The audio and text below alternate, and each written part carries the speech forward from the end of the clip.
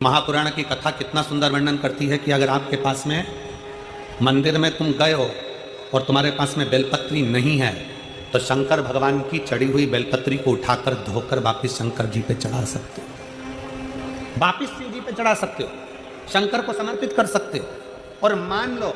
शंकर जी के शिवलिंग के आसपास में बेलपत्र भी नहीं है, तुम्हारे पास में लोटा भर के जल भी नहीं है, तुम्हारे पास में चढ़ाने के लिए चावल का दाना भी नहीं है, तुम्हारे पास में चढ़ाने के लिए एक लगाने के लिए दिया भी नहीं है, तो शिव पुराण की कथा कहती है कि अगर कोई भक्त शंकर भगवान पर जल चढ़ा रहा हो या कोई भक्त शिव जी पर एक बेलपत्र चढ़ा रहा हो, मात्र उसके चढ़ाते हुए समय का दर्शन ही कर लेते हो तो हजारों अश्वमेध यज्ञ का फल भी हमें प्राप्त हो। आपके पास में नहीं है,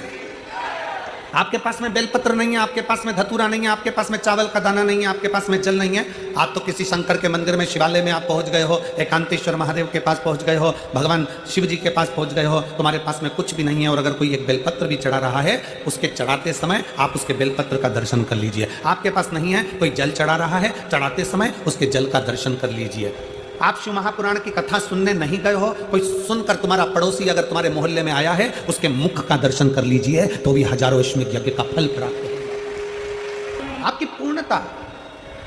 पूर्ण विश्वास, पूर्ण भरोसा।